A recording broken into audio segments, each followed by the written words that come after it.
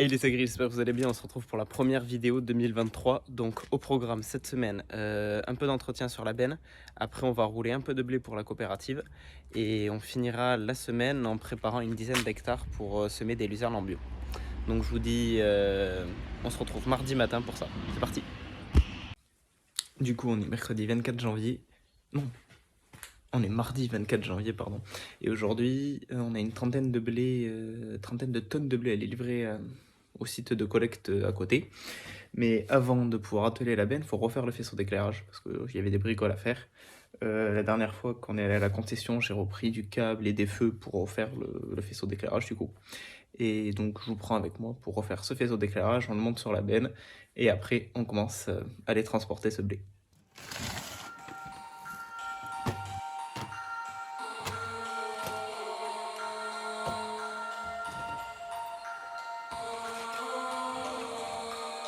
Ouais, et aussi j'ai oublié de vous dire, on n'avait pas de gyrophare sur la benne, du coup j'ai retrouvé ce vieux support, on va essayer de le monter.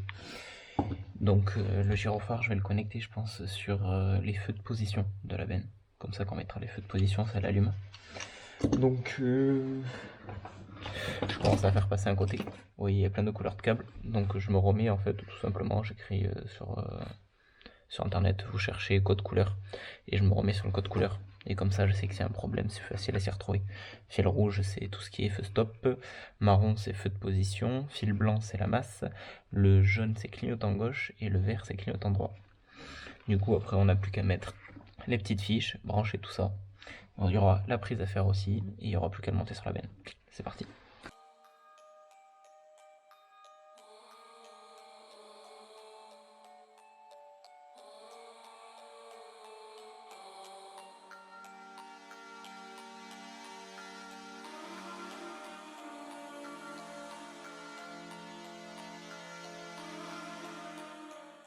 Voilà, du coup, j'ai enfin fini de monter mes deux feux. Donc j'avais un ancien feu et un nouveau que j'ai mis.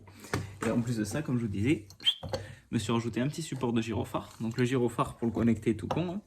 Donc j'ai mis ce qui me sert le câble des feux de position qui se relie à l'intérieur du gyro. Et pour être sûr et certain que ma masse fonctionne bien, j'ai repris l'autre masse avec un petit rivet là, comme ça. Et dans tous les cas, ça sera la partie plaquée. Pardon, là vous voyez mal peut-être.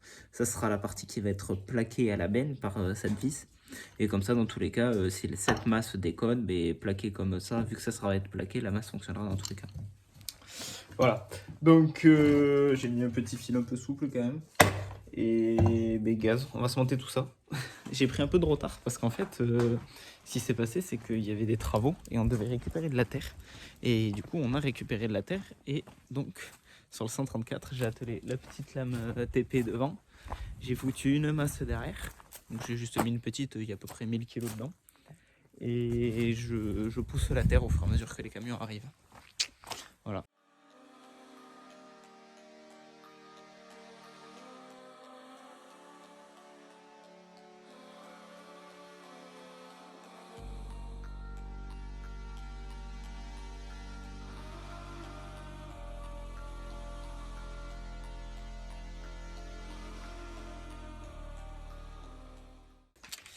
Voilà, donc ça, tac tac, c'est fait.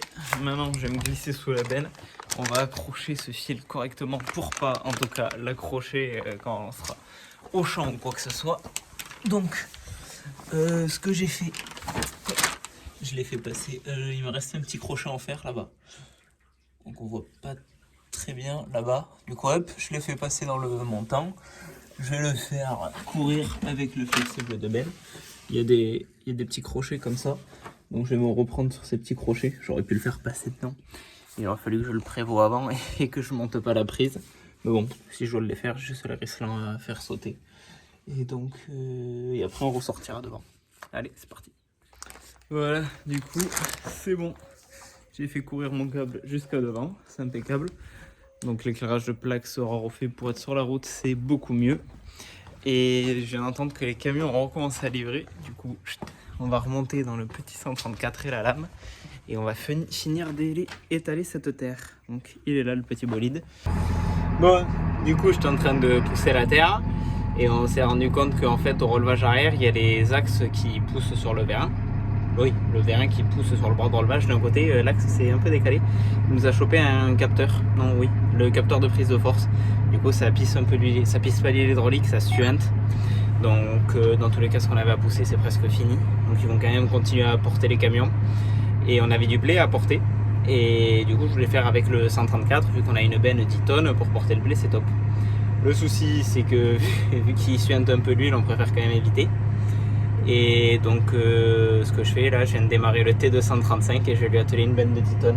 Ça va qu'on n'a pas beaucoup de route à faire parce que mettre 220 chevaux sur une benne 10 tonnes, il va pas peiner sur la route le tracteur. Et du coup je l'ai attelé au vibroflex, donc je vais faire demi-tour, poser le vibroflex, dételer le vibroflex et aller atteler la petite benne. C'est parti. Voilà, du coup je viens d'atteler la benne. Donc comme je vous dis, pas une grosse benne, c'est une essieu, c'est 10 tonnes. Le dé devant, ça fait très gros. Et avant de partir, ce qu'il faut toujours faire, c'est vérifier que tout soit bien attelé. Donc on vérifie ensemble. Donc on commence par vérifier que notre clapet du piton soit bien mis. Donc là, il y a l'axe, il y a la clavette, ça bouge pas, impeccable. Après, on vérifie le freinage de la benne. Bien branché, il n'y a pas de problème. Notre flexible de benne pour benner, impeccable, c'est branché. Et la prise d'éclairage aussi. Donc maintenant que tout ça c'est fait, on va aller remplir la première benne. Donc on va un peu plus loin dans le cours de la ferme. On a un boisseau. Donc on avait déjà fait monter une trentaine de tonnes de blé. Et on va mettre du coup 3 voyages à 10 tonnes. Donc on sait à peu près comment les remplir à 10 tonnes et voilà. C'est parti. Voilà, du coup le 235, notre benne, et là on est sous un boisseau qui peut faire jusqu'à 50 tonnes de blé. Donc nous dedans on y avait monté avec le trieur qui est derrière là. On y avait monté les 30 tonnes de blé parce qu'on a à peu près un compteur qui fait tous les 100 kg sur le trieur. Donc ce que j'ai fait, vous voyez, c'est la goulotte verte par où on coule. Donc j'ai mis la benne pas au milieu mais plutôt vers devant. Et ce que je vais faire, je vais vider un premier coup et après je vais ravancer et je vais mettre de l'autre côté.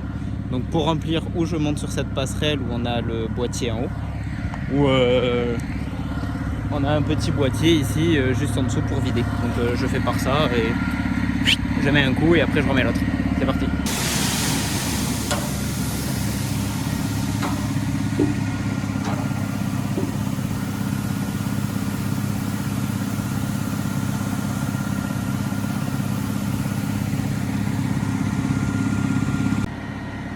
Donc vous voyez là, la benne n'est pas remplie à rabord, ça sert à rien parce que ça ici ce sont des réhausses en silage. Et du coup si on remplit la benne aux réhausses en silage, on est en surpoids complet. Et la benne n'est pas du tout prévue pour prendre autant. Ouais, c'est juste une simple essieu. On met 10 tonnes, elle est homologuée pour 10 tonnes. Du coup on met à peu près 10 tonnes, ça fait 3 voyages et c'est impeccable. Bon allez, direction la coopérative.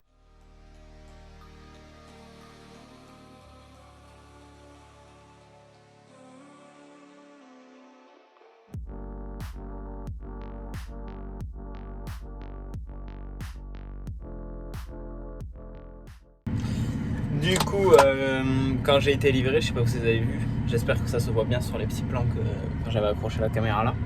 Mais quand on arrive à la coopérative, du coup, on monte sur le banc bascule, comme ça on fait notre premier pesé de poids complet avec le blé dans la benne, le tracteur, tout ça. Une fois qu'il a pris mon poids, vous avez vu, il y a le col de cygne qui s'appelle ce grand truc qui va venir se piquer dans le blé, dans la benne.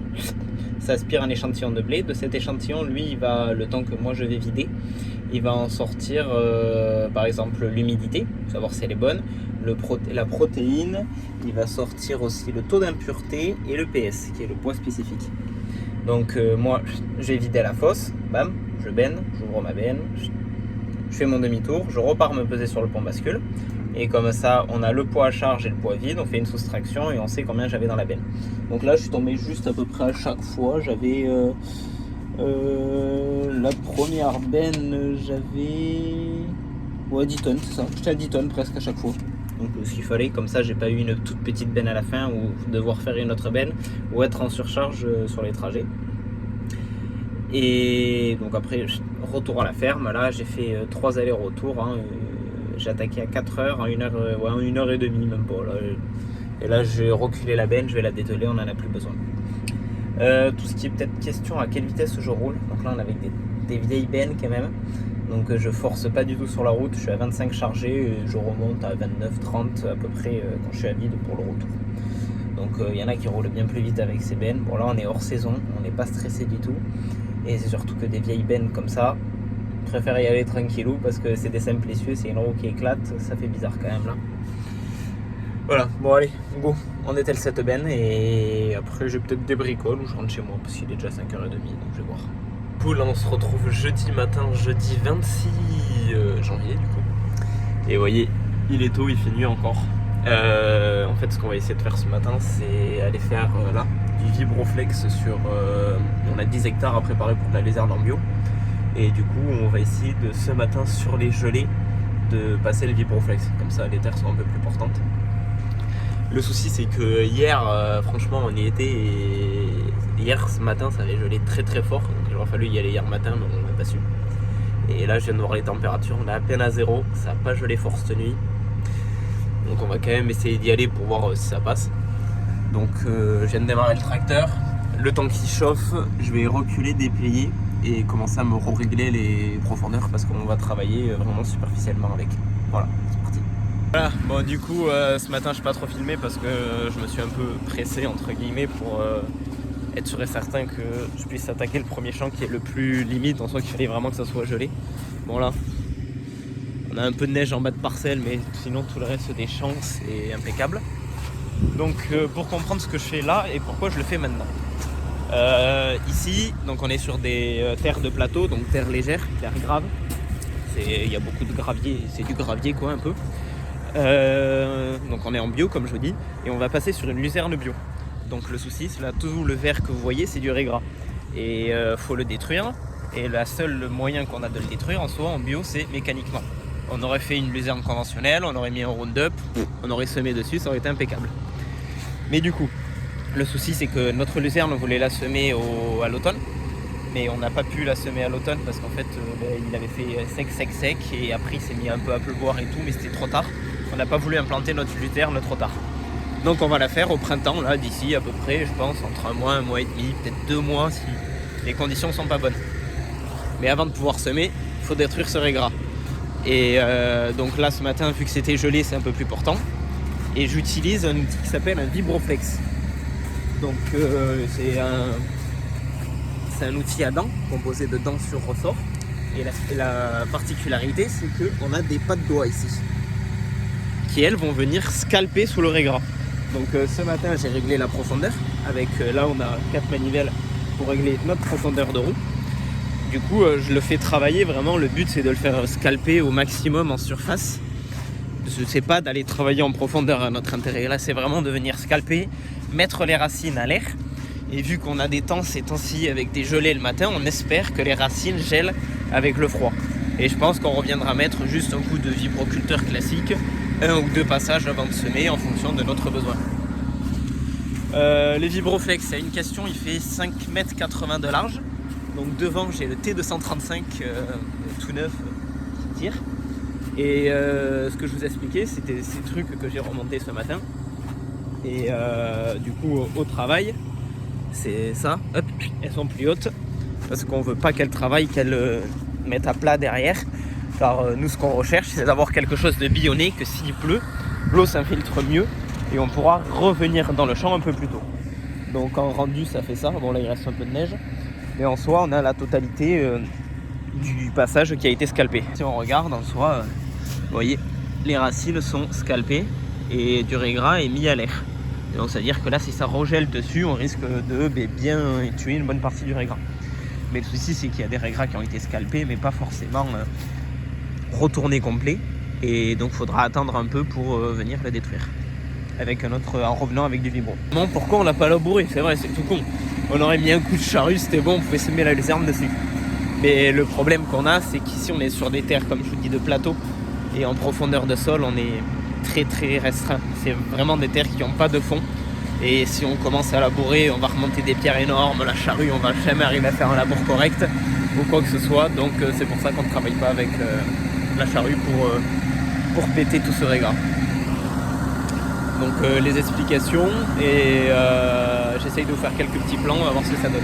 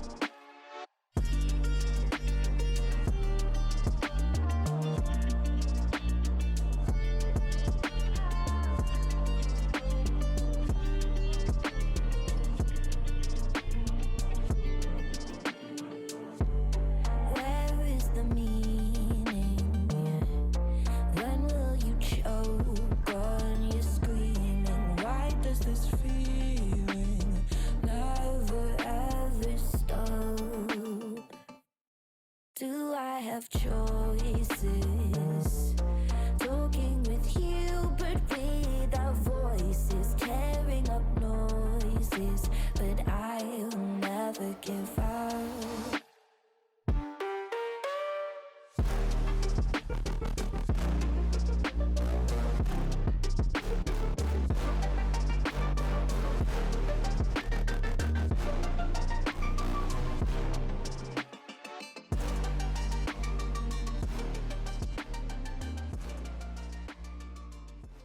J'espère que les plans ont pu vous plaire.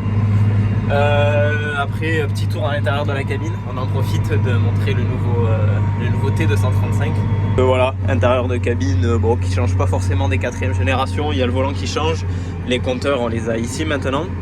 Donc là, on peut voir nos débits de chantier en réel. Donc en temps réel, avec cet outil à la vitesse où je roule, je pourrais faire 5 hectares et demi de l'heure. Ce qui est quand même énorme. Et si vous me posez des questions en tant que tout ce qui est vitesse d'avancement, je suis aux alentours des 10 km/h. Donc là, je lève mon outil ici, je mets une impulsion, mon outil est levé, je fais un demi-tour, et là, on regarde au GPS, je fais une passe sur 2. Du coup, je vais aller chercher ma seconde ligne. Vous voyez, ça là, je la fais pas, je la ferai au retour. Je vais chercher la seconde. Tac, le GPS s'engage. Et là, dès que je suis réaligné, je me mets en libre, l'outil est posé, j'ai réglé mon régulateur, bam, il y a mes gaz et feu. Et hop, photo souvenir.